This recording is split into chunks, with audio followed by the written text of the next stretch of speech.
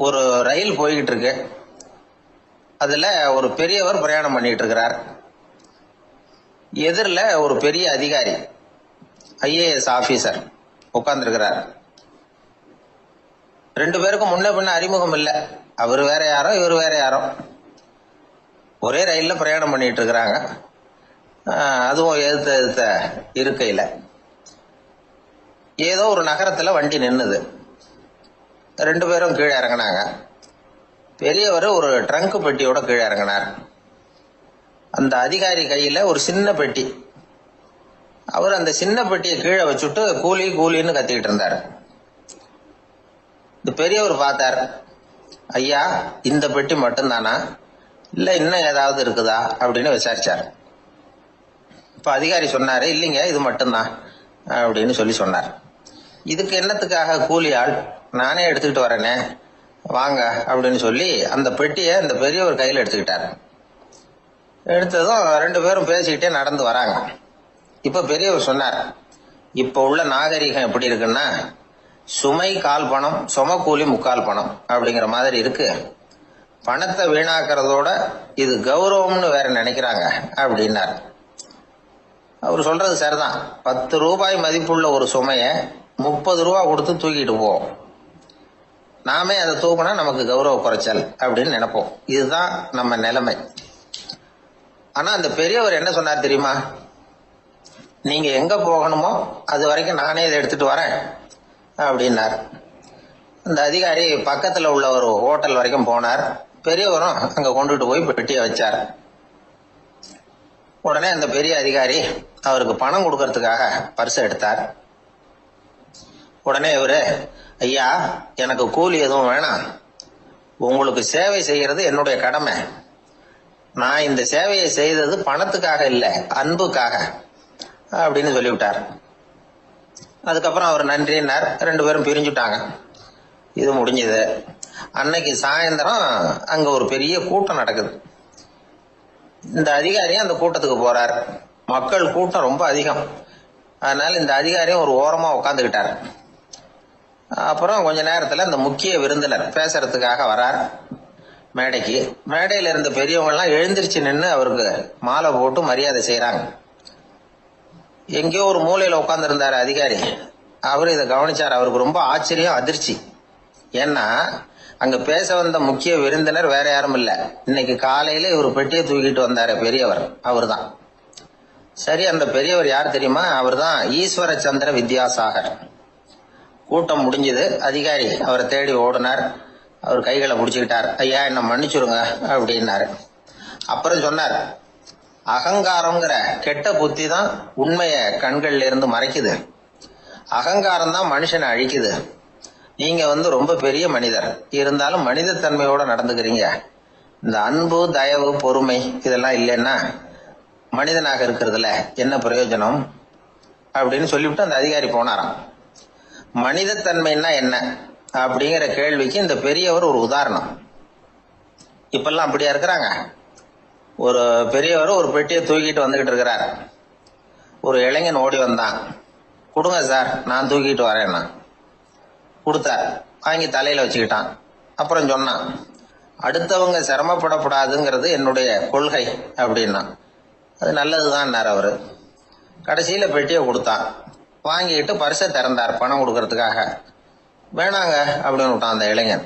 ஏன்னார், நான் சொன்னேன் அடுத்தவங்க சிரமப்படக்கூடாதுங்கிறது என்னுடைய கொள்கைன்னு, அதனால உங்களுக்கு சிரமம் கொடுக்கக்கூடாதுங்கிறதுக்காக வரும்பொழுது நானே உங்க பர்ஸை எடுத்து வேணுங்கிற பணத்தை எடுத்துக்கிட்டு திருப்பி உங்க பாக்கெட்லயே போட்டுட்டேன் அப்படின்னா. இப்படி இருக்குது இந்த காலம். அதனால வாழ்க்கையில அன்பு, தயவு, பொறுமை இதெல்லாம் ரொம்ப அவசியம் அப்படிங்கறத நாம புரிஞ்சுக்கணும். ஒரு ஊர்ல ஒரு ஆள் இருந்தான். கற்பனையிலேயே காலத்தை கடத்திக்கிட்டு இருந்தான்.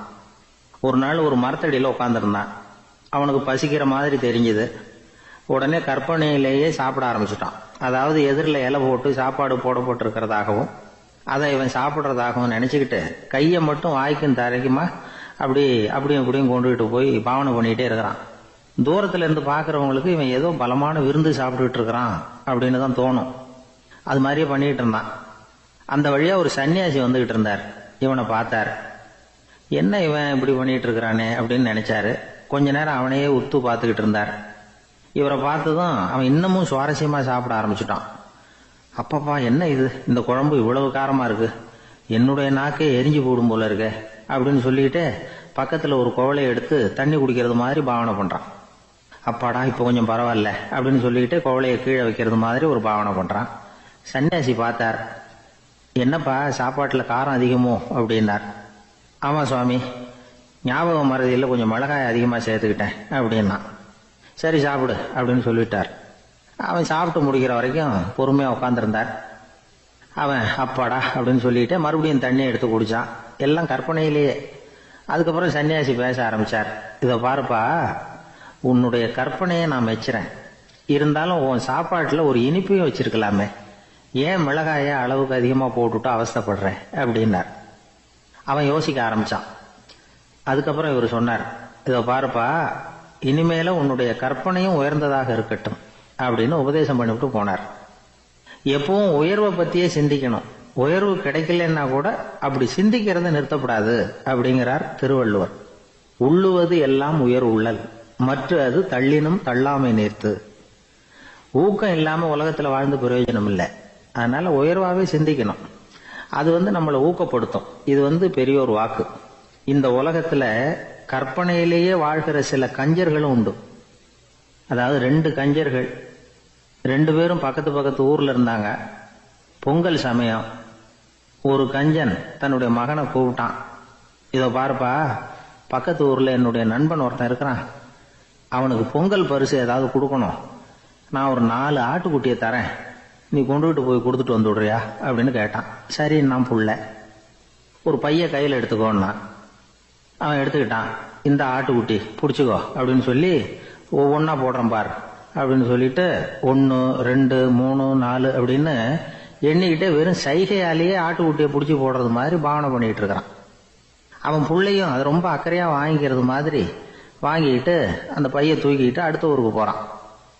இவன் அங்க போய் சேர்ந்த நேரத்துல அந்த கஞ்சன் ஊர்ல இல்ல, எங்கேயோ வெளியில போயிருக்கிறான். அவனோட புள்ள மட்டும்தான் வீட்டுல இருந்தான். இவன் அவன்கிட்ட, இதை பாரு, எங்க அப்பா உங்க அப்பாவுக்கு ஆட்டுக்குட்டி கொடுத்து அனுப்பியிருக்கிறாரு, பிடிச்சிக்கோ அப்படின்னு சொல்லி பாவனையிலேயே ஒவ்வொன்னா எடுத்து அவன்கிட்ட கொடுத்துட்டான். அவனும் வாங்கிட்டான் வாங்குறது மாதிரி.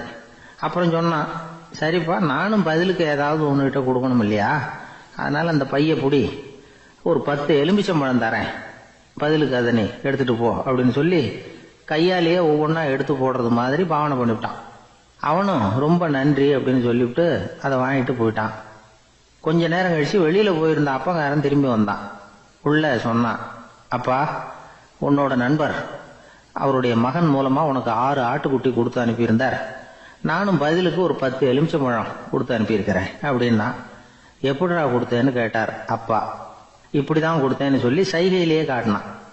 இதை பார்த்ததும் அப்பங்காரனுக்கு பயங்கரமா கோவம் வந்துட்டுது. பலார்னு அரைஞ்சுட்டான் பையனு.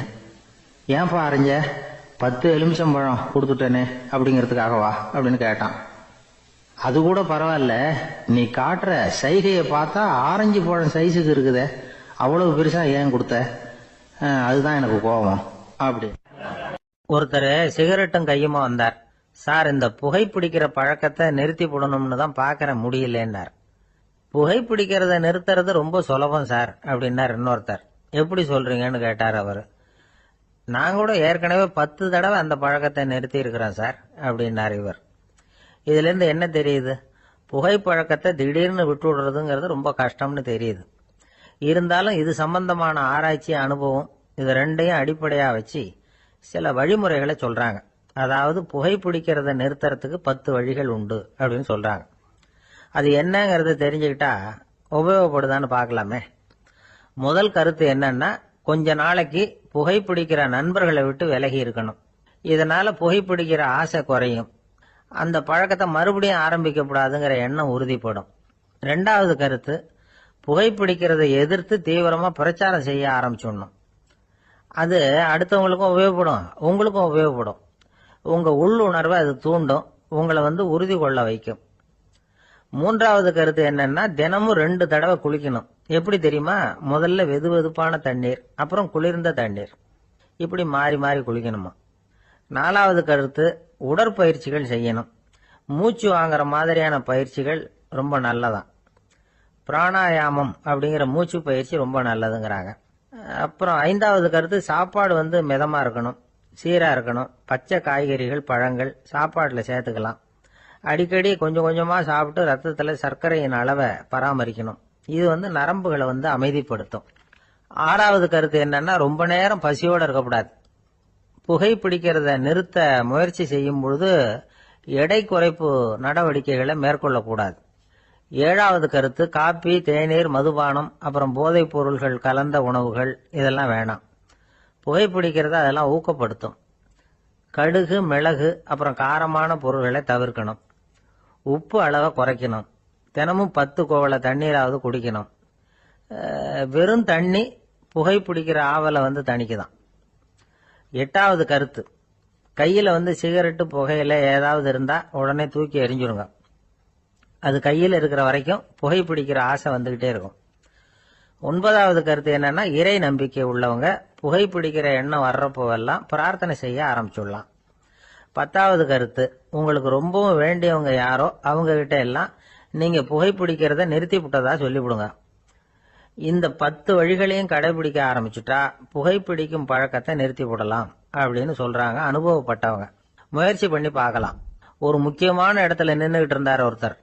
அங்க இன்னொருத்தர், ஏன் சார் இந்த இடத்துல சிகரெட் பிடிக்கலாமா அப்படின்னு அனுமதி கேட்டார். இந்த இடத்துல சிகரெட் பிடிக்க கூடாதுங்க அப்படின்னாரு இவர். நீங்க இப்படி சொல்றீங்க, ஆனா இந்த இடத்துல கீழே நிறைய சிகரெட் துண்டுகள் கிடக்குதே, அவங்கெல்லாம் யாரு? அவங்கெல்லாம் உங்க மாதிரி என்கிட்ட அனுமதி கேட்காதவங்க அப்படின்னாராம் இவர். ஒரு பெரிய தத்துவ சிந்தனையாளர் இருந்தார், சுவாங்சு அப்படின்னு பேரு. அவருடைய மனைவி ஒரு நாள் திடீர்னு காலமாயிட்டாங்க.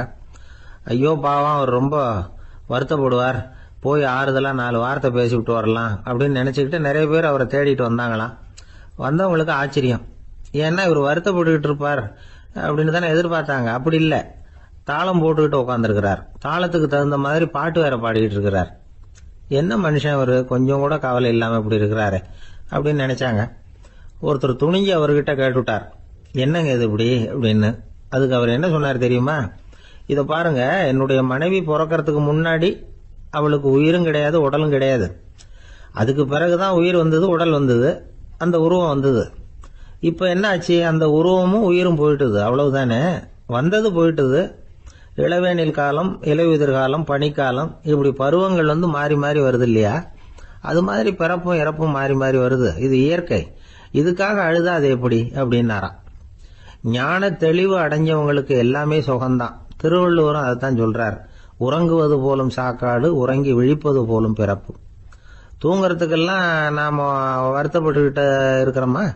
இன்னைக்கு தூங்க வேண்டியிருக்குதே, இன்னும் கொஞ்சம் நேரத்துல நான் தூங்க வேண்டியிருக்கு அப்படின்னு சொல்லி யாராவது அழுதுகிட்டு இருப்பாங்களா? அதனால இந்த உலக வாழ்க்கையினுடைய இயல்பை யதார்த்தத்தை நாம தெளிவா புரிஞ்சுக்கணும். அப்படி புரிஞ்சுக்கிட்டா நாம கவலை இல்லாம வாழ முடியும். ஒரு வயசான தாத்தா பாட்டி 60 வருஷத்துக்கு முன்னாடி அவங்களுக்கு கல்யாணம் ஆச்சு. ஒன்னாவே வாழ்ந்தாங்க, ஒன்னாவே இறந்து போனாங்க. இப்ப அவங்க 2 பேரும் சொர்க்கத்துக்கு போய் சேர்ந்தாங்க. அங்க எல்லா வசதியும் இருந்தது. ஒரு பெரிய பங்களாவே இவங்களுக்கு ஒதுக்கி கொடுத்தாங்களாம். இதுக்கு எவ்வளவு வாடகைன்னு கேட்டார் தாத்தா. வாடகையெல்லாம் கிடையாது, இலவசம் அப்படின்னாரு அங்க இருந்தவர். அந்த வீட்டுக்கு பின்னாடி ஒரு பெரிய புல்வெளி இருந்தது. இதுல விளையாட ஏதாவது கட்டணம் உண்டான்னு கேட்டிருக்காரு தாத்தா. அதெல்லாம் ஒண்ணும் கிடையாது, பணம்லாம் கட்ட வேண்டியதில்லை அப்படின்னாரு அவரு. பக்கத்துல ஹோட்டல் மாதிரி ஒரு பெரிய கட்டடம், உள்ள சாப்பாட்டு மேஜைகள், அது மேல விதவிதமான பலகாரங்கள். சாப்பாட்டுக்கெல்லாம் எவ்வளவு அப்படின்னு விசாரிச்சாராம் தாத்தா.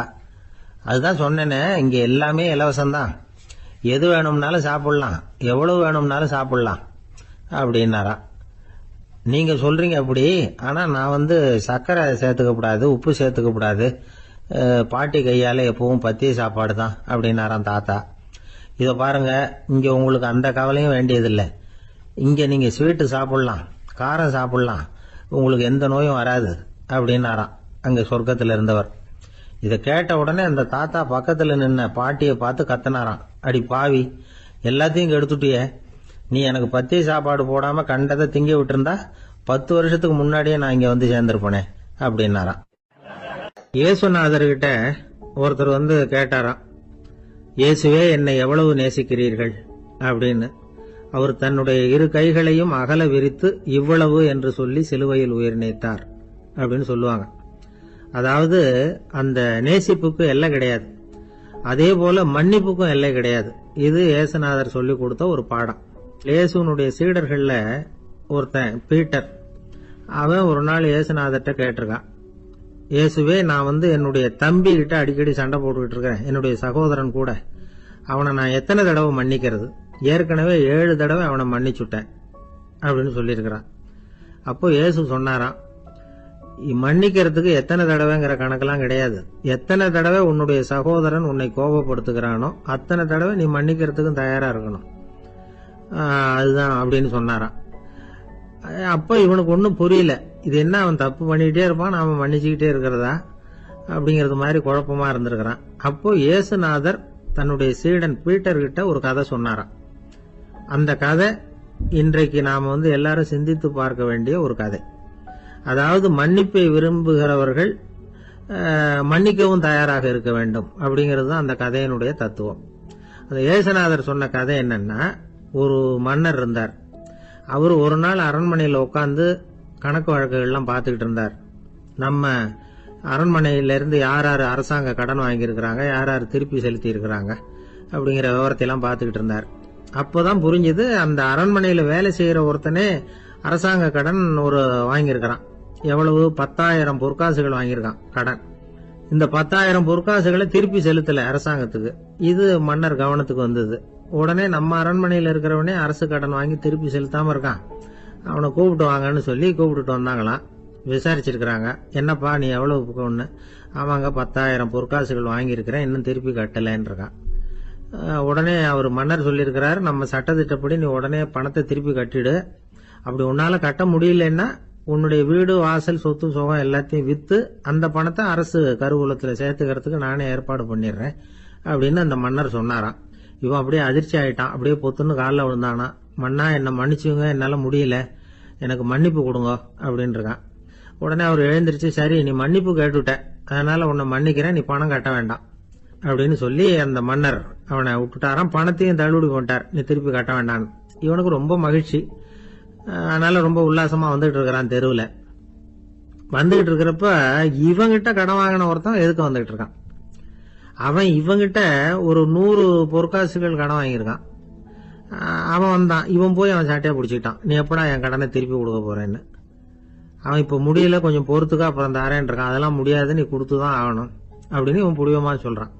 இப்ப நிலைமையை பாருங்க, இவன் ஏற்கனவே 10,000 பொற்காசுகள் அரசாங்கத்துல கடன் வாங்கினா அதுக்கு மன்னிச்சு விட்டுட்டாரு இவனை. ஆனா இவன் இன்னொருத்தனை மன்னிக்கிறதுக்கு தயாரா இல்ல. இவங்கிட்ட கடன் வாங்கின இன்னொருத்தன் 10 பொற்காசுகள், அவனை மன்னிக்க தயாரா இல்ல. அவனை கொண்டு போய் நீதிமன்றத்துல கொண்டு போய் நிறுத்தி தண்டனை வாங்கி கொடுத்துட்டான். நீதிபதி என்ன சொன்னாரு, அந்த இவன் வாங்கின பொற்காசுகளை திருப்பி கட்டுற வரைக்கும் ஜெயில இருக்கணும்ங்கிறது தீர்ப்பு. ஆனா உடனே அரசர் காதுல விழுந்தது. சொல்லிட்டாங்க, உங்ககிட்ட மன்னிப்பு வாங்கிட்டு போனானே ஒருத்தன், அவன் இன்னொருத்தனை மன்னிக்கிறதுக்கு தயாரா இல்ல, அவனை கொண்டு போய் ஜெயில அடைச்சுட்டான் அப்படின்னு. உடனே மன்னர் பார்த்தாரு, இவனை மறுபடியும் கூப்பிட்டு வர சொன்னார். தபாரப்பா, நான் உன்னை மன்னிச்சு விட்டேன், ஆனா நீ இன்னொருத்தனை மன்னிக்கிறதுக்கு தயாரா இல்ல, அதனால என்னுடைய தீர்ப்பையும் மாத்துறேன், நீயும் அரசு கடன் தீர்ற வரைக்கும் ஜெயில தான் இருக்கணும் அப்படின்னு சொல்லி ஜெயிலுக்கு அனுப்பிச்சுட்டாராம். இப்படி ஒரு கதையை இயேசுநாதர் தன்னுடைய சீடருக்கு சொன்னதாக ஒரு வரலாறு. அது என்ன, அதுல இருந்து நாம புரிந்து கொள்ள வேண்டியதுன்னா, நாம மன்னிக்கப்படணும்னு நாம விரும்புறோம்னா நாம இன்னொருத்தரை மன்னிக்கிறதுக்கு தயாரா இருக்கணும். அதனால நாம இன்னொருத்தரை யாரையும் மன்னிக்க மாட்டோம், ஆனா என்ன இன்னொருத்தர் மன்னிக்கணும் அப்படிங்கறது மாதிரி செய்யக்கூடாதுன்னு சொல்லுவாங்க. அது மாதிரி நாம இப்ப இது தப்பா புரிஞ்சுக்கிறவங்களும் இருக்கிறாங்க. பாவம் மன்னிப்புங்கிறதுலாம் எதுக்குன்னா, அதாவது மறுபடியும் பாவம் செய்யாம இருக்கிறதுக்காக தான். அதான் மன்னிக்கிறாரே அப்படிங்கறதுக்காக மறுபடியும் பாவம் பண்ணிட்டு இருக்கிறது இல்ல. அதான் ஒருத்தர் கேட்டாராம், பாவத்திலிருந்து மன்னிப்பு கிடைக்கணும்னா நீ என்ன செய்யணும் அப்படின்னு கேட்டிருக்காரு. அதுக்கு அவன் சொல்லியிருக்கிறான், நான் முதல்ல பாவம் செய்யணும், அப்பதானே மன்னிப்பு கிடைக்கும் அப்படின்னு நானா. இப்படிப்பட்டவர்கள் தான் இன்னைக்கு உலகத்துல அதிகமா இருக்கிறாங்க. அதனால இந்த மன்னிப்பின் மகத்துவம்ங்கிறது இயேசுநாதர்ட்ட இருந்து தான் நாம புரிஞ்சுக்கணும். அந்த இயேசு சொன்ன அந்த மன்னிக்கிற மனோபாவம் இருந்தால் இன்னைக்கு உலகம் பூராவும் அமைதி பூங்காவாக இருக்கும். அதுல ஒன்றும் ஆச்சரியமே இல்லை, அதுல ஒன்றும் சந்தேகமும் இல்லை. அதனால மன்னிக்கிற மனோபாவத்தை நாம எல்லாரும் நமக்குள்ளே வளர்த்து கொள்ள வேண்டும் அப்படிங்கிறது தான் நாம இன்றைக்கு எல்லோரும் சிந்தித்து பார்க்க வேண்டிய ஒரு செய்தி. அந்த காலத்துல எல்லாம் படிக்கிறதுங்கிறது எப்படி தெரியுமா? குருகுல வாசம் செஞ்சு படிக்கணும். ஆசிரியருங்கிறவர் ஆசிரமத்துல இருப்பார். அங்க போய் அவருக்கு தொண்டுகள் செய்யணும். துணிகள்லாம் துவைச்சு போடணும். தூங்கும்போது காலை பிடிச்சி விடணும். புழுக்கமா இருந்தா விசிறி மட்டை எடுத்து விசிறணும். அப்படியே அப்பப்ப அவர் சொல்லி கொடுக்குற பாடத்தையும் கத்துக்கணும். அவர் சொல்லி கொடுக்குற பாடங்களை ஓலைச்சுவடிகள்ல எழுதிக்கணும். இதுதான் குருகுல வாசம்ங்கிறது. இப்ப மாதிரிலாம் கிடையாது. ஆக குருகுல வாசம்ங்கிறது மனசையும் பண்படுத்தும், அறிவையும் பண்படுத்தும். அப்படி ஒரு பயிற்சி அது. அந்த காலத்துல பஞ்சபாண்டவர்கள் ஒரு குருகுலத்துல படிக்க போனாங்களாம். ஏற்கனவே அங்க ஒரு 15 பேர் இருந்திருக்கிறாங்க. இவங்களையும் சேர்த்து மொத்தம் 20 பேர். எல்லாரும் ரொம்ப ஆர்வத்தோடு அங்க தங்கி படிச்சுக்கிட்டு இருக்கிறாங்க. 2 வருஷம் ஓடி போச்சு. எல்லாரும் ஊருக்கு திரும்ப வேண்டிய நேரம். ஆசிரியர் ஒவ்வொருத்தரா கூப்பிட்டார். இது வரைக்கும் என்ன கத்துக்கிட்ட அப்படின்னு கேட்டார். அவங்க தாங்கள் எழுதி வச்சிருந்ததை சொன்னாங்க, கத்துக்கிட்டதை சொன்னாங்க. அங்க படிக்க வந்தவங்க எல்லாருமே புத்திசாலிகள். அது மட்டும் இல்ல, பல பேர் அரச குடும்பத்தை சேர்ந்தவங்க, இளவரசர்களாக வேற இருக்கிறவங்க. அதனால அவங்க கிட்ட அபாரமான கல்வி அறிவை எதிர்பார்த்தார். ஒருத்தன் வந்தான், தான் எழுதி வச்சிருந்த சரித்திர பாடம் பூராவையும் படிச்சு காட்டினான். இன்னொருத்தன் வந்தான், தான் எழுதி வச்சிருந்த பூகோள பாடம் பூராவையும் படிச்சு காட்டினான். இப்படி ஒவ்வொருத்தரா அவங்க படிச்சது என்னங்கிறத படிச்சு காட்டிட்டு போனாங்க. கடைசியா தர்மர் வந்தார். பேசாம நிக்கிறார். தன் கையில் இருந்த ஓலைச்சுவடி கேட்டா அவர் பிரிக்கவே இல்லை. ஆசிரியர் இவர்கிட்ட தான் அதிகமா எதிர்பார்த்தார். ஆனா இவரும் பேசாம நின்றுட்டு இருக்கிறார். நீ என்ன கத்துக்கிட்ட சொல்லு, ஓலைச்சுவடியை பிரிச்சு படினார் அந்த முனிவர். தர்மர் அசையவே இல்லை. மெதுவா சொன்னார், ஐயா, நான் கத்துக்கிட்டது ஒன்னே ஒண்ணுதான். அதுதான் வாழ்க்கையில எனக்கு ரொம்ப முக்கியமான பாடமா அமையும் அப்படின்னார். என்னது, என்கிட்ட 2 வருஷ காலமா படிச்சு விட்டு கடைசியில கத்துக்கிட்டது ஒன்னே ஒண்ணுதானா அப்படின்னார் முனிவர். அவருக்கு ஒன்னும் புரியல. மற்ற மாணவர்களை விட இவர் பண்புகள்ல உயர்ந்தவர், அறிவுல சிறந்தவர், வயசுல முதிர்ந்தவர். இவரே இப்படி சொன்னா மத்தவங்க நிலைமை என்னத்துக்கு ஆறுது? அவங்க ரொம்பவும் கெட்டு போயிடுவாங்களே அப்படின்னு அவர் யோசனை பண்ணார். தர்மா, நல்லா யோசனை பண்ணி பதில் சொல்லு. 2 வருஷமா நீ கத்துக்கிட்டது என்ன அப்படின்னு தானே நான் கேக்குறேன். அதை கொஞ்சம் யோசனை பண்ணி சொல்லுன்னார் முனிவர் கொஞ்சம் கோபமா. தர்மர் முகத்துல எந்த மாறுதலுமே இல்ல.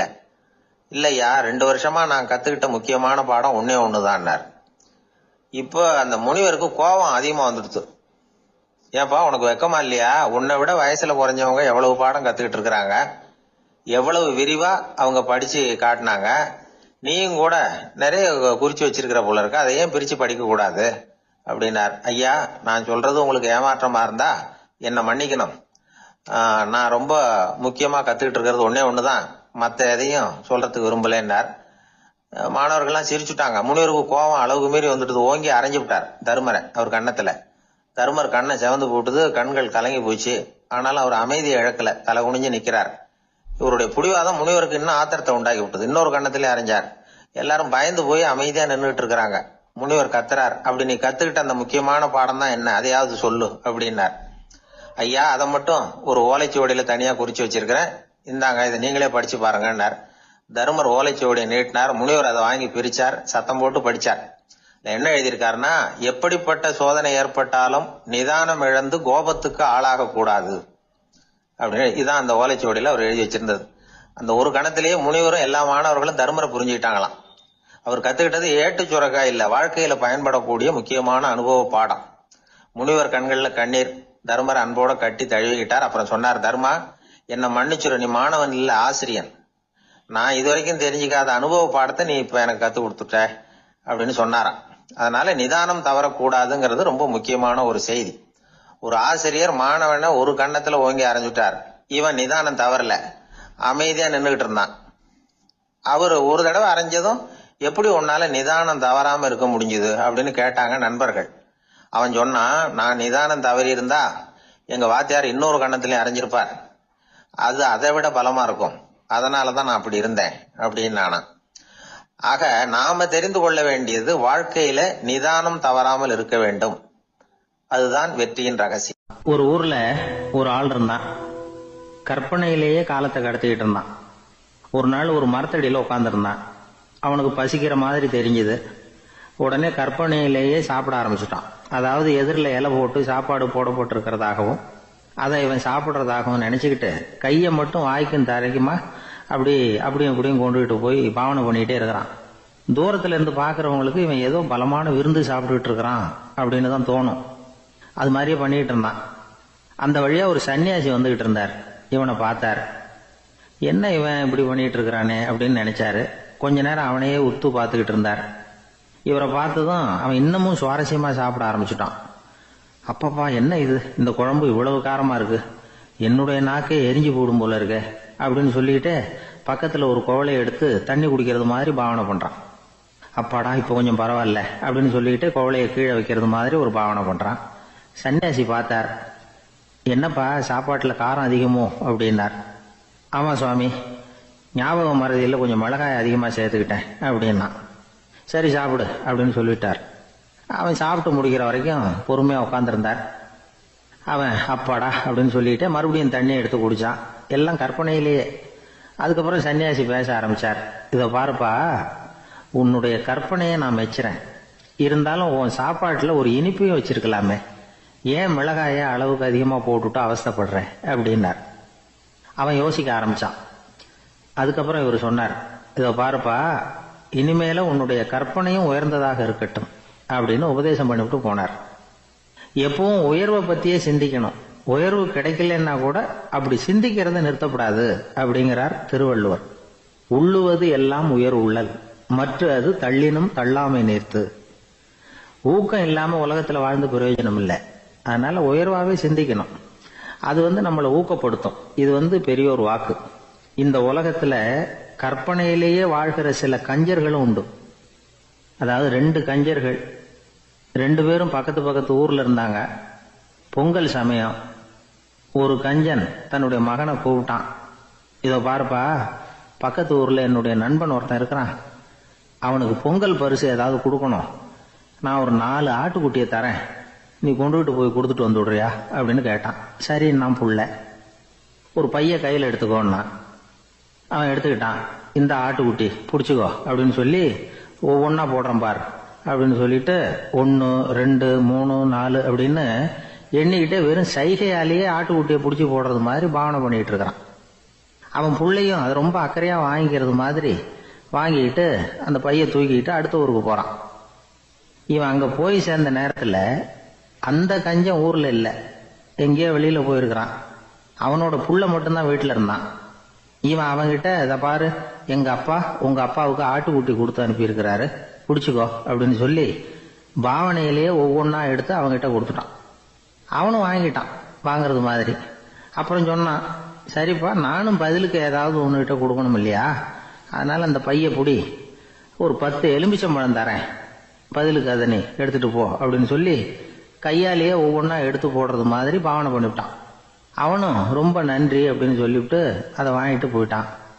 கொஞ்ச நேரம் கழிச்சு வெளியில போயிருந்த அப்பங்காரன் திரும்பி வந்தான். உள்ள சொன்னான், அப்பா உன்னோட நண்பர் அவருடைய மகன் மூலமா உனக்கு 6 ஆட்டுக்குட்டி கொடுத்து அனுப்பியிருந்தார், நானும் பதிலுக்கு ஒரு 10 எலுமிச்சம்பழம் கொடுத்து அனுப்பியிருக்கிறேன் அப்படின்னா. எப்படிடா கொடுத்தேன்னு கேட்டார் அப்பா. இப்படிதான் கொடுத்தேன்னு சொல்லி சைகையிலேயே காட்டினான். இதை பார்த்ததும் அப்பங்காரனுக்கு பயங்கரமா கோபம் வந்துட்டுது. பலார்னு அரைஞ்சுட்டான் பையனு. ஏன்பா அரைஞ்ச, 10 எலுமிச்சம்பழம் கொடுத்துட்டேனே அப்படிங்கிறதுக்காகவா அப்படின்னு கேட்டான். அது கூட பரவாயில்ல, நீ காட்டுற சைகையை பார்த்தா ஆரஞ்சு பழம் சைஸுக்கு இருக்குதே, அவ்வளவு பெருசா ஏன் கொடுத்த, அதுதான் எனக்கு கோபம் அப்படி. ஒரு ஊர்ல ஒரு மன்னர் இருந்தார். அவரு பக்கத்து தேசத்து மேல படையெடுக்கணும்னு நினைச்சுக்கிட்டு இருந்தார். அதையும் தன்னுடைய நாட்டோட சேர்த்துக்கணுங்கிற ஆசை. எப்போ படையெடுக்கலாம்னு யோசிச்சுக்கிட்டு இருந்தார். இப்படி யோசிச்சுக்கிட்டு இருந்த சமயத்துல ஒரு பெரியவர் அவரை தேடிட்டு வந்தார். அவர் அடிக்கடி வருவார், அவர்கிட்ட பேசிக்கிட்டு இருப்பார். இப்போ அப்படித்தான் வந்தார். என்ன மன்னா யோசனைன்னாரு. இவர் தன்னுடைய யோசனையை சொன்னார். இந்த சமயத்துல மன்னருக்கு தாகம் எடுத்தது, தண்ணி குடிக்கணும் போல இருந்தது. உடனே அங்க இருந்த ஒரு அரண்மனை பணியாளரை கூப்பிட்டார். போய் கொஞ்சம் தண்ணி கொண்டு வாப்பா அப்படின்னார். அந்த பணியாளர் போனார், ஒரு கோலையில தண்ணி கொண்டு வந்தார். ராஜா கிட்ட நீட்டினார். ராஜா அதை வாங்கி குடிக்கிறதுக்காக வாயிட்ட கொண்டுட்டு போனார். அந்த நேரம் பார்த்து, மன்னா கொஞ்சம் பொறுங்கன்னார் இந்த பெரியவர். ஆவலோட குடிக்க போன மன்னர் அப்படியே நிறுத்திக்கிட்டு பெரியவரை பார்த்தார். இப்ப அந்த பெரியவர் சொன்னார், மன்னா இப்ப உங்களை விட வலிமை உள்ள ஒரு சக்தி உங்களுக்கு தண்ணி கொடுக்க மறுத்துடுதுன்னு வைங்க, உங்களை குடிக்க விடாம தடுத்துடுது அப்படின்னா, இப்ப இந்த ஒரு கோவள தண்ணீரை என்ன விலை கொடுத்து வாங்குவீங்க அப்படின்னு கேட்டார். இப்ப எனக்கு இருக்கிற தாகத்துக்கு என்னுடைய அரசாங்கத்துல பாதியையாவது கொடுத்து இந்த தண்ணியை வாங்கறதுக்கு தயங்க மாட்டேன்னார் அவர். சரி, இப்ப அந்த தண்ணியை குடிங்கன்னார் பெரியவர். மன்னர் ஆவலோடு அந்த தண்ணியை குடிச்சு முடிச்சார். அதுக்கப்புறம் கொஞ்ச நேரம் தன்னுடைய படையெடுப்பை பத்தி சொல்லிட்டு இருந்தார். கொஞ்ச நேரம் கழிச்சு மறுபடியும் இந்த பெரியவர் கேட்டார், மன்னா, இப்போ நீங்க ஒரு கோவள தண்ணீரை குடிச்சு முடிச்சுட்டீங்க. இப்ப அந்த தண்ணீர் உங்க உடம்ப விட்டு வெளியில வரக்கூடிய பாதை அடப்பட்டு போச்சு அப்படின்னு வச்சுங்க, அதை வெளியேற்றுவதற்காக நீங்க எவ்வளவு செலவழிப்பீங்க அப்படின்னு கேட்டார். மன்னர் யோசனை பண்ணார். அப்படி ஒரு நிலைமை ஏற்பட்டு போச்சுன்னா என்னுடைய அரசாங்கம் பூராவையும் அதுக்கு ஈடா தர்றதுக்கு கூட தயங்க மாட்டேன்னார். இப்ப அந்த பெரியவர் சொன்னார், எந்த அரசாங்கத்தின் மதிப்பு ஒரு கோவள தண்ணீர் அளவுக்கு கூட இல்லையோ அந்த அரசாங்கத்தை அடையணுங்கிற பேராசையில மனிதர்கள் தங்களுடைய சகோதரர்கள் கூடவே சண்டை போட்டுக்கிறாங்களே, அதுல ஏதாவது அர்த்தம் இருக்குதா அப்படின்னாராம். மன்னருக்கு இப்பதான் அர்த்தம் புரிஞ்சுதான். மனசுல தெளிவு உண்டாச்சு. தன் மனசுக்குள்ள உண்டான வெறிய விரட்டி அடிச்சு விட்டார். அதுக்கப்புறம் நிம்மதியா ஆட்சி புரிஞ்சார். இப்படி ஒரு கதை. உயிருக்கு என்ன விலை கொஞ்சம் யோசனை பண்ணி பாருங்க. ஆனா அது இப்ப எவ்வளவு மலிவா போயிட்டுது, அதையும் யோசனை பண்ணி பாருங்களேன். ஆசை பேராசையா மாறுது, அப்புறம் அது வெறியா ஆகுது, அதுக்கப்புறம் பைத்தியம் பிடிக்குது. இந்த காலத்து மனிதர்களுக்கு 2 விதமான பைத்தியம் பிடிச்சிருக்கிறதாக ஒரு பெரியவர் சொல்றார். ஒன்னு பணம், இன்னொன்னு அதிகாரம். இதெல்லாம் எவ்வளவு காலத்துக்கு நீடிக்கும்? ஒரு சர்வாதிகார நாட்டுல 3 பேர் ஜெயில இருட்டு அறையில பேசிட்டு இருக்கிறாங்க. நீ எப்படி இந்த ஜெயிலுக்கு வந்த அப்படின்னு ஒருத்தர் கேட்டாராம். இந்த நாட்டு ராஜாவை ஆதரிச்சு நான் பிரச்சாரம் பண்ணினேன், அதனால கூட்டத்துல தகராறு வந்துட்டுது, கலவரமா போச்சு, அதுக்கு நான் தான் காரணம்னு அரெஸ்ட் பண்ணி இங்க கொண்டாந்து போட்டாங்க அப்படின்னாராம் அவரு. சரி, நீ எப்படி இங்க வந்த அப்படின்னு இன்னொருத்தரை பார்த்து கேட்டிருக்கார். நான் இந்த நாட்டு ராஜாவை எதிர்த்து பிரச்சாரம் பண்ணேன், அதனால கலவரம், அரெஸ்ட் பண்ணி கொண்டாந்து போட்டாங்கன்னார். சரிப்பா, நீ எப்படி அங்க வந்த அப்படின்னு 3வது ஆளை பார்த்து இவங்க கேட்டாங்களாம். இதுக்கு அந்த ஆள் மெதுவா வெளிச்சத்துக்கு நான் தான் இந்த நாட்டு ராஜா அப்படின்னா. ஒரு ஊர்ல ஒரு குரு இருந்தார், ஜென் குரு. அவரை தேடிட்டு ஒரு மன்னர் வந்தார். வந்தவர் ஜப்பான் மன்னர். தோட்டக்கலையை பத்தி தெரிஞ்சுட்டு போறதுக்காக அவர் வந்தார். எப்படி தோட்டம் அமைக்கிறது அப்படிங்கறத பத்தி அந்த குரு விவரமா சொல்லி கொடுத்தாரு. 1 நாள் 2 நாள் இல்ல, 3 வருஷம் கத்து கொடுத்தார். அதுக்கப்புறம் சொன்னார், நான் கத்து கொடுத்துட்டேன், இனிமே நீங்க போகலாம், போய் தோட்டம் அமைக்கலாம், அதுதான் உங்களுக்கு பரிசை. தோட்டம் அமைச்ச பிறகு சொல்லி அனுப்புங்க, நான் பாக்குறேன். நீங்க இங்க என்னவெல்லாம் கத்துக்கிட்டீங்களோ அதையெல்லாம் அங்க செயல்முறையில செஞ்சு காட்டுங்க அப்படின்னு சொல்லி அனுப்பி வச்சார். மன்னர் போனார். அரண்மனைக்கு பக்கத்திலேயே ஒரு பெரிய தோட்டத்தை உண்டு பண்ணினார். அழகான மரங்களையும் செடிகளையும் உருவாக்கினாரு. கிட்டத்தட்ட 1000 தோட்டக்காரர்களை பயன்படுத்தி 3 வருஷங்கள் முயற்சி பண்ணி அந்த அழகான தோட்டத்தை உருவாக்கினார். குரு கிட்ட இருந்து செய்தி வந்தது, நாளைக்கு தோட்டத்தை பாக்குறேன் அப்படின்னு. மன்னர் உடனே சுறுசுறுப்பாயிட்டார். முதல் நாளே தோட்டத்தை சுத்தப்படுத்தினார். ராத்திரி பூரா யாரும் தூங்கல. எல்லாருக்கும் தோட்டத்தை ஒழுங்குபடுத்துற வேலை. அது அந்தந்த இடத்துல ஒழுங்கா இருக்குதா அப்படின்னு சரி பார்த்தாங்க. ஒரு தவறும் இல்லாத வகையில அதை ஒழுங்குபடுத்தினாங்க. மறுநாள் குரு வந்தார், தோட்டத்தை பார்த்தார். அவருக்கு கோபம் வந்துட்டுது. மன்னருக்கு ஆச்சரியம், எப்பவும் சிரிச்சுக்கிட்டே இருக்கிறவர் இப்ப எப்படி இருக்கிறாரே அப்படின்னு. மெதுவா குரு கிட்ட போய், எல்லாம் சரியா தானே இருக்குது அப்படின்னார். எல்லாம் சரிதான், ஆனாலும் எங்கே அந்த பொன்னிற காற்று அப்படின்னார். உதிர்ந்த இலைகள், பொன் மஞ்சள் நிற இலைகள் காற்றில் அப்படி புரண்டு ஓடுவதை நான் பார்க்க முடியவில்லையே அப்படின்னாராம். அது இல்லாம இந்த தோட்டம் உயிரோட்டம் உள்ளதா இருக்காது, இதுல பாடல் இல்லை, ஆடல் இல்லை, அதெல்லாம் இல்லாம இந்த தோட்டம் ரொம்பவும் செயற்கையா தெரியுதுன்னாராம். மன்னர் இப்பதான் யோசனை பண்ணார். கீழே கிடந்த காஞ்சி போன இலைகள் மட்டும் இல்ல, மரத்துல இருந்த காஞ்சி போன இலைகளையும் அப்புறப்படுத்தி சுத்தமா வச்சிருக்கிறார். இறப்பும் வாழ்க்கையினுடைய ஒரு பகுதி தான். மரணம்ங்கிறது வாழ்க்கைக்கு எதிரானது அல்ல, அதை நிரப்பும் ஒரு பகுதி தான் அது. மரணம் இல்லையில் வாழ்க்கையே இல்லை அப்படிங்கிறது பெரியவங்க கருத்து. இப்ப அந்த தோட்டம் அழகாதான் இருக்குது, இருந்தாலும் அது ஒரு ஓவியம் மாதிரி உயிர் இல்லாமல் இருக்கு. குரு ஒரு வாளியை கையில எடுத்துக்கிட்டார். தோட்டத்தை விட்டு வெளியில போனார். ஏற்கனவே வீசி எறிந்த அந்த சருகுகளை எல்லாம் அள்ளி கொண்டுட்டு வந்தார். உள்ள எல்லா இடங்கள்லயும் அதை வீசினார். உடனே காத்து அந்த காய்ந்த சருகுகளையும் பழுத்த இலைகளையும் அசைக்க ஆரம்பிச்சுட்டுது. இப்போ அங்க சலசல சத்தம், சங்கீதம், இலைகளின் நடனம், ஓவியம் மாதிரி இருந்த அந்த தோட்டத்துக்கு இப்போ உயிர் வந்துட்டுது. இதுதான் அந்த பொன்னான காற்று அப்படின்னாராம் குரு. மன்னருக்கு புரிஞ்சுது. மிகப்பெரிய ஜென் கேள்வி ஒன்று உண்டு. உம்மான் அப்படிங்கிற ஒரு பெரிய குருவை பார்த்து துறவி ஒருத்தர் கேட்டாராம், இலைகள் எல்லாம் கீழே விழுந்து மரங்கள் மொட்டையாக இருக்கும் பொழுது என்ன நடக்கும்? இதுதான் கேள்வி. இதுக்கு உம்மான் சொன்ன பதில் பொன்னான காற்று, தி கோல்டன் விண்ட் அப்படின்னாராம். இதுக்கு என்ன விளக்கம்னா, உன்னுடைய எண்ணங்கள் எல்லாம் உன்னுடைய மனசிலிருந்து கீழே விழுந்து உனது உள்ளுணர்வானது மொட்டையாக நிற்கும் நிலைதான் அது. உனது வேர்களின் அருகில் காற்று வீசுகிறது. எல்லா எண்ணங்களும் உன்னிலிருந்து வெகு தூரத்துக்கு புரண்டு கொண்டே சென்று விடுகிறது. நீ அவற்றை கடந்து விட்டால் நீ அவைகளுக்கெல்லாம் மேலெழுந்து கீழே பார்ப்பவனைப் போல நிற்க ஆரம்பித்து விடுவாய். அதுதான் தியானம் என்பது அப்படின்னு சொல்றாங்க. தியானம்ங்கிறது எண்ணத்துக்கு எதிரானது இல்ல. தியானம்ங்கிறது எண்ணங்களை கடந்து செல்வதுதான். அதுக்கப்புறம் நாம பொன்னிற காற்றுல ஆட ஆரம்பிச்சிருவோம். இதுதான் பெரியவர்கள் சொல்றது. என்கிட்ட ஒருத்தர் தோட்டம் அமைக்கணும்னு யோசனை கேட்டு வந்தார். எல்லாம் சொல்லி கொடுத்தேன். செடிகள்லாம் செழிப்பா வளரணும்னா வேர் காயாம பாத்துக்குங்க, தினமும் தண்ணி விடுங்க அப்படின்னு சொல்லி அனுப்பி வச்சேன். ஒரு மாசம் கழிச்சு அவர் தோட்டத்தை பாக்கிறதுக்காக போனேன். போய் பார்த்தா எல்லா செடியும் வாடி கிடக்குது. என்னங்க இப்படி பண்ணிவிட்டீங்கன்னு. நீங்க சொன்னபடிதான் செஞ்சேன்னார். என்ன செஞ்சீங்கன்னு கேட்டேன். வேர் காயாம பாத்துக்க சொன்னீங்க, தினமும் ஒரு தடவை எல்லா செடியையும் ஒவ்வொன்னா புடுங்கி பார்த்து வேர் காயாம இருக்கா அப்படின்னு பார்த்துட்டு அதுக்கப்புறம் தண்ணி பாய்ச்சனே, அவ்வளவு. ஒரு ஊர்ல ஒரு பெரியவர் இருந்தார். ஒரு நாள் அவரை தேடி ஒருத்தர் வந்தார். ஐயா, நான் கடவுளை பரிபூர்ணமா நம்புறேன் அப்படின்னார். சரி, அந்த நம்பிக்கை உனக்கு எப்படி வந்ததுன்னு கேட்டார் இவர். அவர் சொல்ல ஆரம்பிச்சார். ஐயா, எனக்கு கல்யாணம் ஆகி 10 வருஷம் ஆச்சு. ஆனாலும் குழந்தை பாக்கியம் இல்லை. அதுக்கு என்ன காரணமா இருக்கும்னு நான் யோசனை பண்ணிட்டு இருந்தப்போ நண்பர் ஒருத்தர் ஒரு ஆலோசனை சொன்னார். உனக்கு மதப்பற்று இல்ல, எந்த கடவுளையுமே நம்ப மாட்டேங்கிற, அதுதான் காரணம். கடவுளை நம்பு, உனக்கு குழந்தை பாக்கியம் கிடைக்கும் அப்படின்னார். அவர் அப்படி சொன்னாரே தவிர எனக்கு சந்தேகம்தான். இருந்தாலும் அவர் சொன்னபடியும் நடந்துதான் பார்ப்போமே அப்படின்னு முடிவு பண்ணேன். கடவுளை நம்ப ஆரம்பிச்சேன். அந்த வருஷமே அழகான ஆண் குழந்தை பிறந்தது. எல்லாம் இறைவன் அருள் அப்படின்னார்.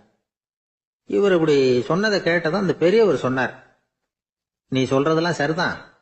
இருந்தாலும் இந்த காலத்துல எந்த ஒரு காரியமா இருந்தாலும் அதை சோதனை செஞ்சு பார்த்துட்டு தான் ஒரு முடிவுக்கு சேர முடியும். அறிவுபூர்வமான முடிவு அதுவா தான் இருக்கும். அறிவியல் சோதனைகள் அப்படித்தான். ஒரு குறிப்பிட்ட விஷயத்தை பத்தி எத்தனை தடவை சோதனை பண்ணாலும் ஒரே முடிவு தான் கிடைக்கணும். அதுதான் சரியா இருக்கும். அதனால இப்ப மறுபடியும் ஒரு சோதனைன்னார். என்ன செய்யணும் அப்படின்னு கேட்டார் இவர். கடவுள்கிட்ட ஒரு பெண் குழந்தை வேணும்னு கேளு. முதல்ல ஆண் குழந்தைய கொடுத்தது மாதிரியே இப்போ ஒரு பெண் குழந்தையையும் கொடுக்கறாரா பார்க்கலாம் அப்படின்னார். சரின்னு சொல்லி இவர் அதே மாதிரி முயற்சி பண்ணினார். அதுக்கப்புறம் அவரு இந்த பெரியவர்கிட்ட வரவே இல்லை. கொஞ்ச காலம் கழிச்சு இவரே அவரை தேடிட்டு போய் கதவை தட்டினார். அவர் கதவை திறந்தார். என்ன ஆச்சு, கடவுள் கண் திறந்தாரா அப்படின்னு கேட்டார். அவரு, அந்த சமாச்சாரம்லாம் நமக்கு வேணாம் சார். முதல் தடவை அது ஏதோ தற்செயலா ஏற்பட்ட ஒரு சாதகம். இப்ப நீங்க 2வது தடவை சொன்ன பிறகு தினமும் கடவுளை வேண்டிக்கிட்டு தான் இருக்கிறேன், ஒன்னும் நடக்கல அப்படின்னார் ரொம்ப விரக்தியா. ஒரே ஒரு தோல்வியில உங்க நம்பிக்கையெல்லாம் பறந்து போயிடுது பாத்தீங்களா அப்படின்னார் அந்த பெரியவர். எல்லாம் நல்ல விதமா நடக்கிற வரைக்கும் நம்பிக்கை, எதிர்பார்த்தது தோல்வியில முடிஞ்சுட்டுதுன்னா அவநம்பிக்கை. மற்றவர்கள் பேர்ல வைக்கிற நம்பிக்கை எந்த நேரத்திலையும் விவகாரமாகி விடக்கூடிய சாத்தியம் உண்டு. நாம நம்பிக்கை வைக்க வேண்டியது நம்ம கிட்ட தான். நமக்குள்ள இருக்கிறார் கடவுள். எனவே நம்ம பேர்ல நாம வைக்கிற நம்பிக்கை தான் உண்மையான கடவுள் பக்தி. நிபந்தனையற்ற நம்பிக்கையா அது இருக்கணும். எல்லாம் நல்லபடியா நடந்துகிட்டு இருந்தா எந்த முட்டாளுக்கும் நம்பிக்கை வரத்தான் செய்யும் அப்படிங்கிறது ஒரு பெரியவர் கருத்து. தியானத்தின் மூலமா தான் உனக்குள்ள ஆழமா தோண்டுனா உன்னுடைய அடி ஆழத்துல நம்பிக்கை அப்படி ஊற்றெடுக்கும், அதை பார்க்க முடியும் அப்படிங்கிறது பெரியவர்கள் சிந்தனை.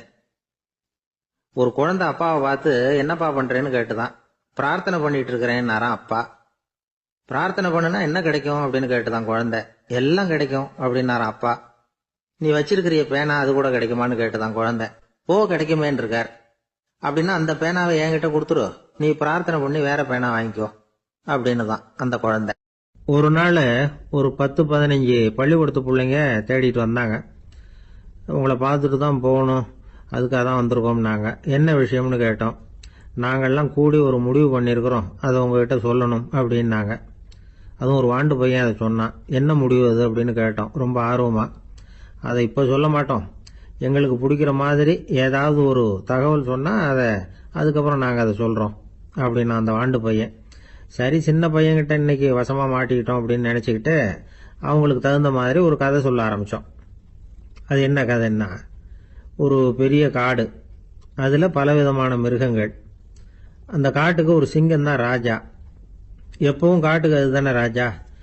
ஒரு பெரிய யானைக்கு இது பொறுக்கலை. என்ன இது, எப்போ பார்த்தாலும் இங்கே சிங்கத்துக்கே ராஜா பதவி கிடைக்குது, நான்லாம் எவ்வளவு பலசாலியாக இருக்கிறேன், அப்படி இருந்தும் எனக்கு அந்த பதவி கிடைக்கலையே அப்படின்னு தனக்குள்ளே பொறுமிக்கிட்டே இருந்தது. ராஜா பதவியை நினச்சி ரொம்ப ஏக்கம், அதுக்கு பதவி மோகம்.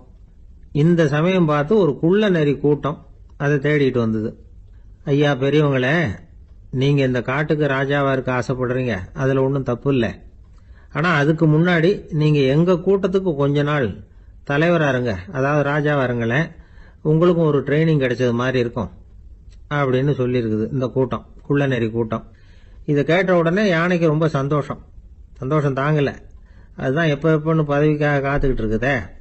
இருந்தாலும் கொஞ்சம் பிகுவோட, சரி நீங்கள்லாம் இவ்வளவு தூரம் என்ன தேடிட்டு வந்து கேட்கறதுனால மறுக்க முடியல அப்படின்னு ரொம்ப ஏதோ அவளுக்கு சிரமப்பட்டு ஒத்துக்கிறது மாதிரி ஒத்துக்கிட்டது.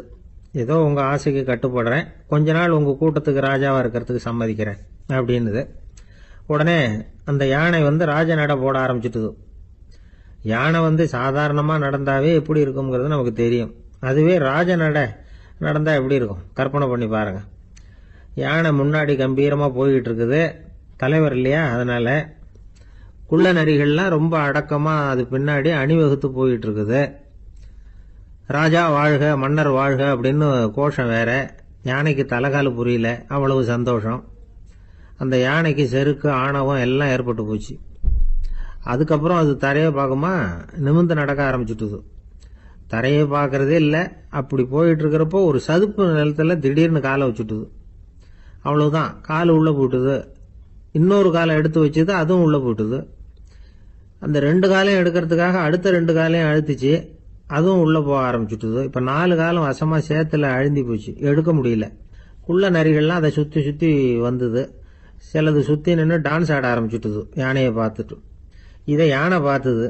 என்ன இது, தலைவர் நான் தவிச்சுக்கிட்டு இருக்கிறேன், தொண்டர்கள்லாம் சுற்றி நின்று வேடிக்கை பார்த்துக்கிட்டு இருக்கிறீங்க, டான்ஸ் ஆடுறீங்க அப்படின்னு கேட்டுதான். தொண்டர்களே, தலைவர் நான் தவிச்சுக்கிட்டு இருக்கிறது உங்களுக்கு தெரியலையா? இப்போ உடனே உங்கள் தலைவரை காப்பாற்ற வேண்டியது உங்கள் கடமை இல்லையா அப்படின்னு கத்துச்சான் அந்த யானை.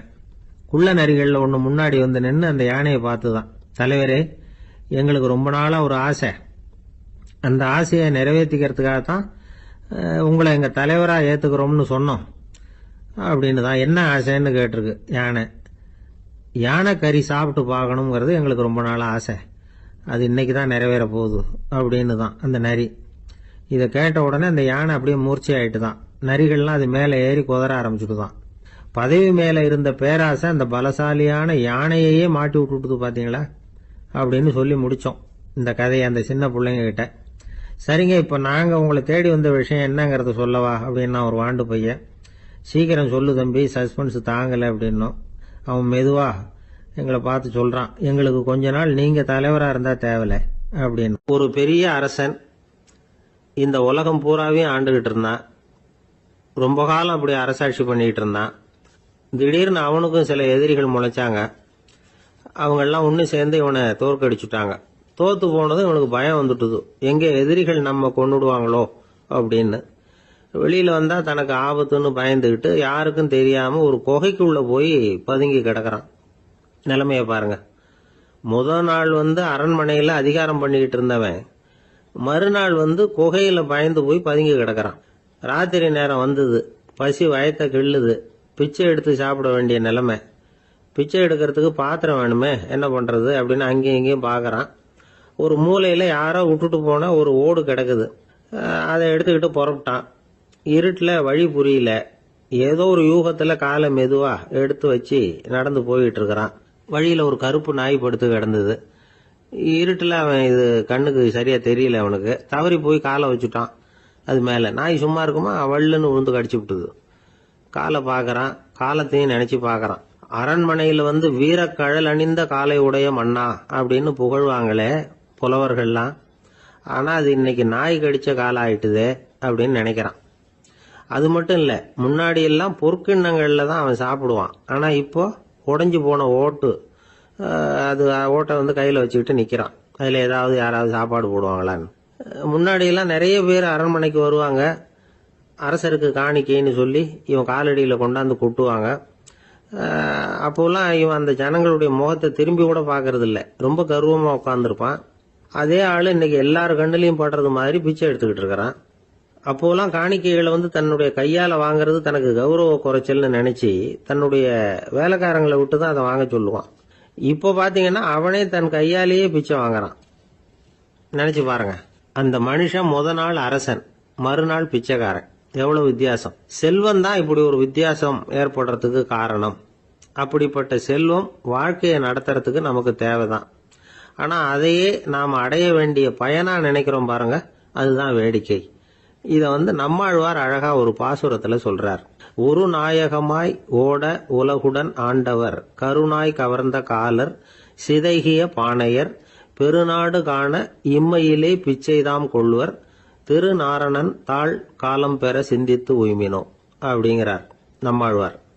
ஒரு பெரிய பணக்காரர் ஒரு துறவிகிட்ட போய், சாமி என்கிட்ட நிறைய பணம் இருக்கு, இருந்தாலும் நிம்மதி இல்ல, என்னால நிம்மதியா இருக்க முடியல, என்ன காரணம்னு கேட்டாராம். உடனே அந்த துறவி இதுக்கு நேரடியா பதில் சொல்லாம பக்கத்துல நின்றுகிட்டு இருந்த ஒரு குழந்தைய கூப்பிட்டார். அது ஓடியாந்தது. ஒரு ஆப்பிள் பழத்தை எடுத்து அது கையில கொடுத்தார். அதை வாங்கிக்கிட்டு குழந்தை சிரிச்சுது. இன்னொரு பழத்தை எடுத்து கொடுத்தார். அதை இன்னொரு கையில வாங்கிட்டு சிரிச்சுது.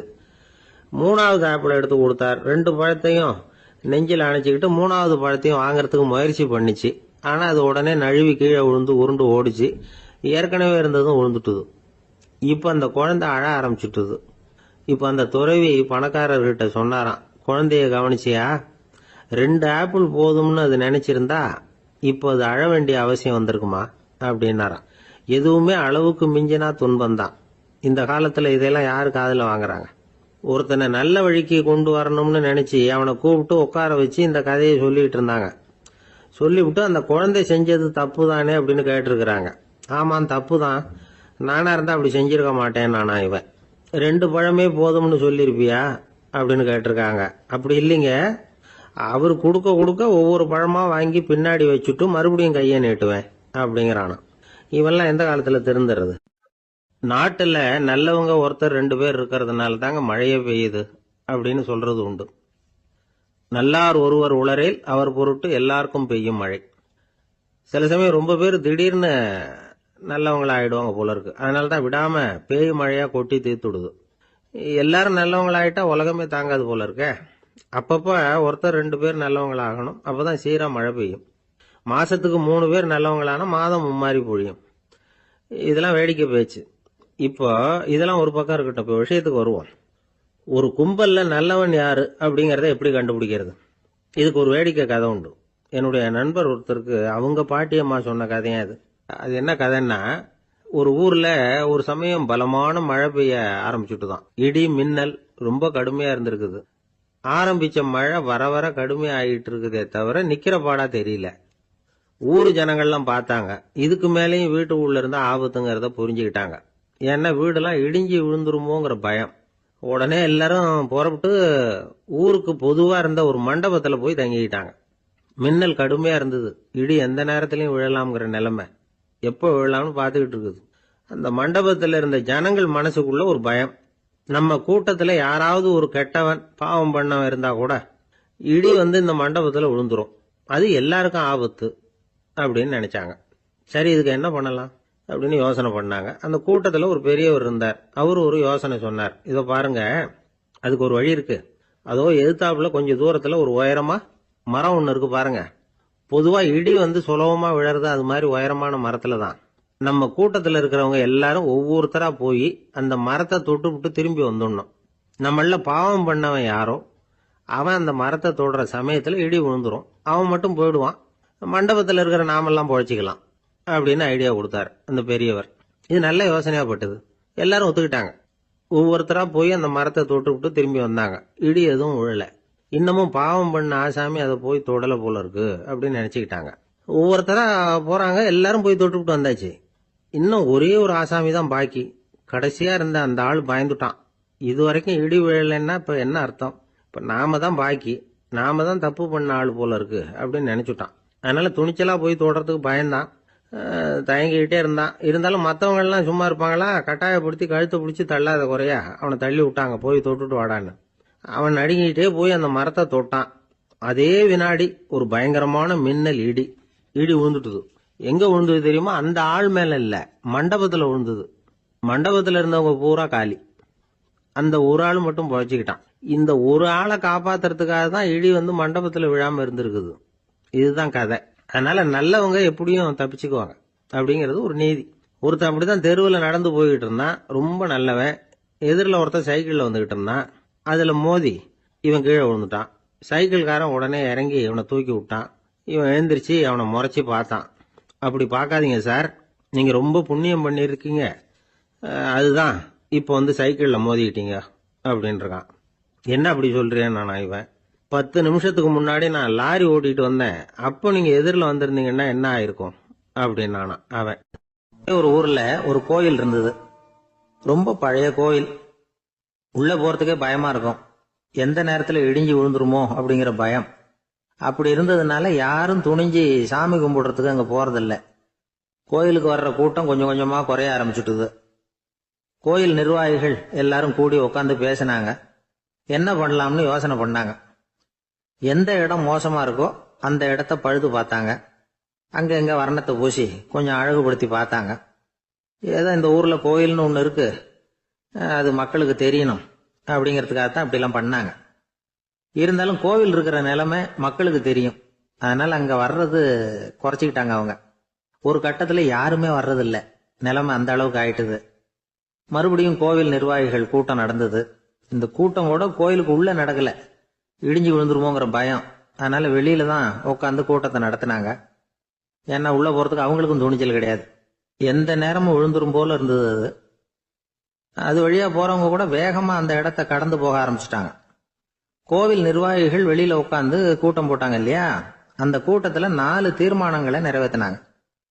அது என்ன 4 தீர்மானம்னா, முதல் தீர்மானம், இந்த கோவிலை இடிப்பது அப்படிங்கிற முடிவை இந்த கமிட்டி மிகவும் வருத்தத்துடன் ஏற்றுக்கொள்ளுகிறது அப்படின்னு நிறைவேற்றினாங்க.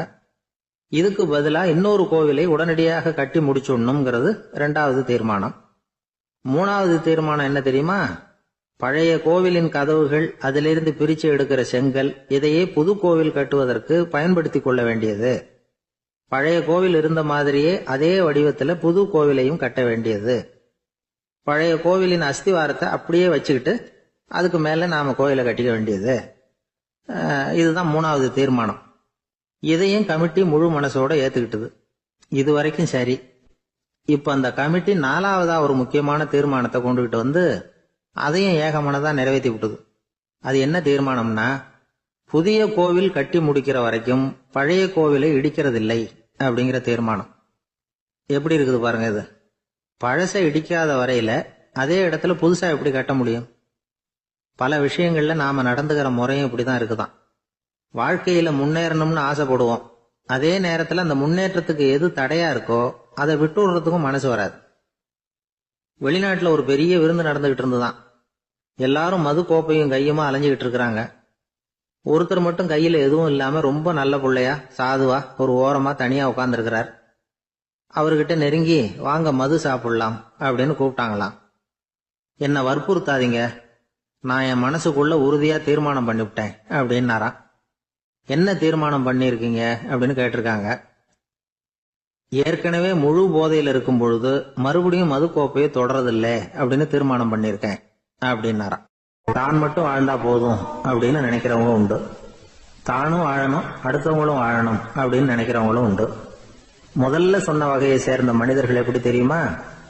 எப்படியாவது தான் மட்டும் வாழ்ந்தால் போதுங்கிற நினைப்பு தான் எப்பவும் அவங்களுக்கு இருக்கும். தங்களுடைய வளர்ச்சிக்கு எது தடையா இருந்தாலும் சரி, யார் தடையா இருந்தாலும் சரி, அதை அழிச்சுட்டு தான் மறுவேலை பார்ப்பாங்க. அவங்கெல்லாம் பாவ காரியங்களுக்கு தயங்குறதே இல்லை. அப்படிப்பட்ட வாழ்க்கை அவங்களுக்கே இடைஞ்சல அமைஞ்சு விடுறது உண்டு. அதை விளக்கறதுக்கு ஒரு கதையும் உண்டு. ஒரு ஊர்ல அப்படிப்பட்ட ஆள் ஒருத்தன் இருந்திருக்கான். நிறைய பாவங்களை செஞ்சவன். அதன் காரணமா நரகப்படுகொழியில விழுந்துட்டான். நரகப்படுகொழிங்கிறது ஒரு பெரிய கிணறு மாதிரி. ஏற்கனவே பாவம் செஞ்சவங்க நிறைய பேர் அதுல விழுந்து கிடக்குறாங்க.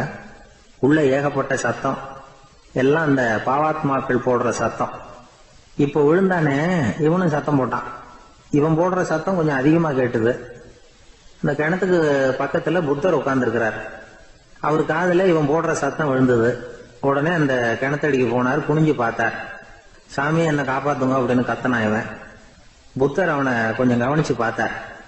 மனித சமுதாயத்துக்கு அவன் என்னென்ன கெடுதல் பண்ணியிருக்கிறாங்கிற விவரம்லாம் அவர் மனக்கண்ணில் தெரிஞ்சது. அவருக்கு எல்லாம் புரிஞ்சு போச்சு. இருந்தாலும் அவனை காப்பாத்துறதுக்கு ஏதாவது வழி உண்டா அப்படின்னு யோசிச்சார். அவன் தன்னுடைய வாழ்நாளில் ஏதாவது நல்லது செஞ்சிருக்கானா அப்படின்னு பார்த்தார். ஒரே ஒரு சமயம் அவன் தன்னுடைய காலடியில மிதிபட இருந்த சிலந்தியை மிதிக்காமல் தாண்டி போயிருக்கிறான். இந்த ஒரு காரியத்துக்காக அவனை கரையேற்ற முடியுமா அப்படின்னு நினைச்சார். அவ்வளவுதான். உடனே அவர் கையில ஒரு சிலந்தி வந்து உட்கார்ந்துதான். அதுகிட்ட இருந்து நூல் இழை வெளிவர ஆரம்பிச்சது. அந்த நூல் இழை கிணற்று ஆழம் வரைக்கும் அப்படியே நீண்டுகிட்டே போச்சான். புத்தர் பார்த்தார். இந்த நூலை பிடிச்சுக்கிட்டு மேலே ஏறி வா அப்படின்னார். என்னங்க சொல்றீங்க, இந்த சிலந்தி நூல் என்ன தாங்குமான்னு கத்தனான். எல்லாம் தாங்கும், அதை பிடிச்சுக்கிட்டு ஏறி வா அப்படின்னார். சந்தேகத்தோடவே அவன் அந்த நூல் இழைய பிடிச்சி இழுத்து பார்த்தா ரொம்ப வலுவா இருந்தது. அவனுக்கு ஆச்சரியம். அதை பிடிச்சிக்கிட்டே மெதுவா மேல ஏறி வர ஆரம்பிச்சுட்டான். பாதி தூரம் ஏறி வந்திருப்பான். அப்ப அவன் காலுக்கு கீழே ஏதோ சத்தம். என்னன்னு குனிஞ்சு பார்க்கறான். கீழே கிடந்தவங்க சில பேரும் அந்த நூலை பிடிச்சி மேல வந்துகிட்டு இருக்கிறாங்க. இவனுக்கு கோபம் வந்துட்டுது. தன்னுடைய இடுப்புல வச்சிருந்த கத்தியை எடுத்து தன்னுடைய காலுக்கு கீழே நூல் இழையை அப்படியே வெட்டி விட்டுட்டான். இனிமே நாம மட்டும்தான் மேலே ஏறி வந்துடணும் அப்படின்னு நினைச்சுக்கிட்டான். ஆனா நடந்தது என்ன தெரியுமா? மொத்த நூல் இழையும் அப்படியே அருந்து கீழே விழுந்துட்டுது. அவனும் பொத்துன்னு கீழே விழுந்துட்டான். மறுபடியும் கத்த ஆரம்பிச்சுட்டான். ஏற்கனவே அவன் செஞ்சிருந்த ஒரு சிறு கருணை அந்த நூல் இழைக்கு உறுதியை கொடுத்தது. இப்போ அவன் செஞ்ச பாவம் அந்த நூல் இழைய வலுவிழக்க செஞ்சுட்டுது. அடுத்தவங்களும் வாழணுங்கிற எண்ணம் அவனுக்கு இருந்திருந்தா இப்ப அவனும் கரையேறி வந்திருப்பான், மற்றவங்களும் சௌக்கியமா வந்து சேர்ந்திருப்பாங்க. அதனால நாமும் வாழணும், அடுத்தவங்களும் வாழணும் அப்படின்னு நினைக்கிறவன் வாழ்க்கையில சீக்கிரம் முன்னுக்கு வந்துருவான்.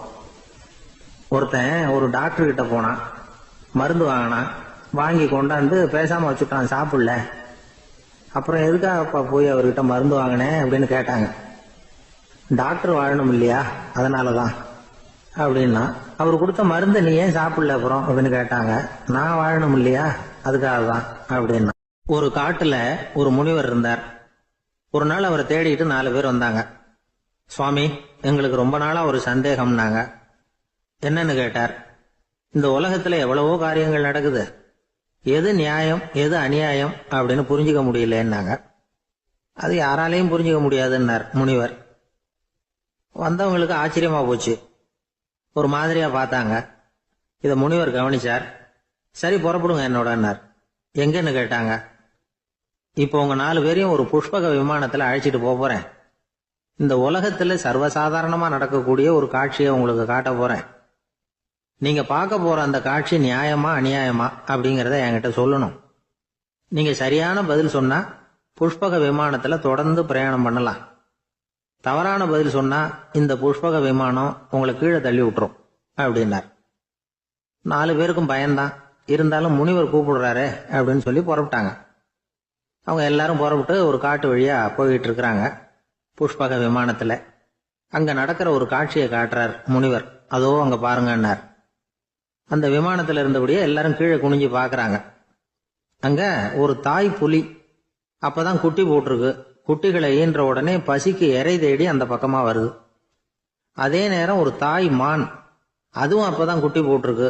அதுவும் இதே மாதிரி குட்டிகளை ஈன்ற உடனே பசிக்கு இறை தேடி அந்த பக்கமா வருது. இப்ப அந்த புலி அந்த மானை அடிச்சு போட்டுடுது. அதுவும் சாப்பிடுது, குட்டிகளுக்கும் கொடுக்குது. இப்போ அந்த புலி குட்டிகள் முகத்துல மகிழ்ச்சி, தாயை இழந்த அந்த மான் குட்டிகள் முகத்துல துக்கம். இப்போ அந்த முனிவர் 4 பேர்கிட்டையும் கேட்கிறார். நீங்க இங்க பாத்தீங்களே, இதுல எது நியாயம் எது அநியாயம், ஒவ்வொருத்தரா சொல்லுங்க. உங்க பதில் சரியில்லைன்னா இந்த விமானம் உங்களை கீழே தள்ளி விட்டுரும், சொல்லுங்க பார்க்கலாம்னார். முதல்ல ஒருத்தன் சொன்னான், அந்த புலி செஞ்சது சரிதாங்க. அது பசிக்கு அதுதான் ஆகாரம். தன்னுடைய பசிக்கு தானே இறை தேடிக்கிட்டது, அதுல என்ன தப்பு, அவ்வளவுதான். அதனால புலி செஞ்சது நியாயம்தான் அப்படின்னா. அவ்வளவுதான், அந்த விமானம் அவனை அப்படியே கீழே தள்ளி விட்டுட்டுது. அதனால அவன் கொடுத்த பதில் சரியில்லை அப்படிங்கிறது புரிஞ்சு போச்சு. இப்ப ரெண்டாவது ஆளு சொன்னான், புலி செஞ்சது பாவம், அந்த தாய்மான் என்ன தப்பு பண்ணிச்சு, இப்ப அந்த குட்டிகளுக்கு யாரு ஆதரவு, அதனால புலி செஞ்சது அநியாயம் அப்படின்னா. அவ்வளவுதான், அவனையும் கீழே தள்ளி விட்டுடுது அந்த விமானம். இந்த பதிலும் சரியில்லை அப்படின்னு ஆயிட்டுது. இப்ப மூணாவது ஆள் வந்தான். முதல்ல 2 பேரு கீழே விழுந்ததை பார்த்துக்கிட்டு இருந்தான். அதனால அவன் சொன்னான், ரெண்டுமே நியாயம்தாங்க. புலி இறை தேடினதும் இயற்கை, அதுக்கு மான் இரையானதும் இயற்கை, அதனால இதுல ஒன்றும் தப்பு இல்லைன்னா. அவ்வளவுதான், அவனையும் அந்த விமானம் கீழே பிடிச்சி தள்ளி விட்டுது. இப்ப 4வது ஆள் வந்தான். முனிவர் கேட்டார், நீயாவது சொல்லுப்பா, இந்த செயல்ல எது நியாயம்னார். அவன் தெளிவா பதில் சொன்னான். அதாவது என்ன சொன்னான்னா, எனக்கு தெரியல அப்படின்னா. அவனை விமானம் கீழே தள்ளல, சௌரியமா அழைச்சிட்டு போட்டுது. இவனும் பிரயாணம் சௌக்கியமா பண்ணானான். ஆக இதுதான் சரியான பதிலுங்கிறத முனிவர் உணர்த்தினார். இந்த கதையிலிருந்து நாம புரிஞ்சுக்க வேண்டியது என்னன்னா, இந்த உலகத்துல எவ்வளவோ காரியங்கள் நடக்குது. அதெல்லாம் ஏன் அப்படி நடக்குதுங்கிறதுக்கு எப்பேற்பட்ட பண்டிதராலும் பதில் சொல்ல முடியாது. தெரியாததை தெரியாதுன்னு ஒத்துக்கிட்டா வாழ்க்கை பிரயாணம் சுகமா இருக்கும். அதனால தேவையில்லாத விஷயங்களை புரிஞ்சுக்கிறதுக்கு நேரத்தை செலவு பண்ணிட்டு இருக்க கூடாது.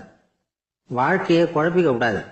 வாழ்க்கைக்கு தேவையானது என்னவோ அதை மட்டும் புரிஞ்சுக்கிட்டா போதும். இந்த காலத்து ஆள் ஒருத்தன் ஒரு பெரியவரை தேடி வந்தான். ஐயா, ஒரு சந்தேகம்னா.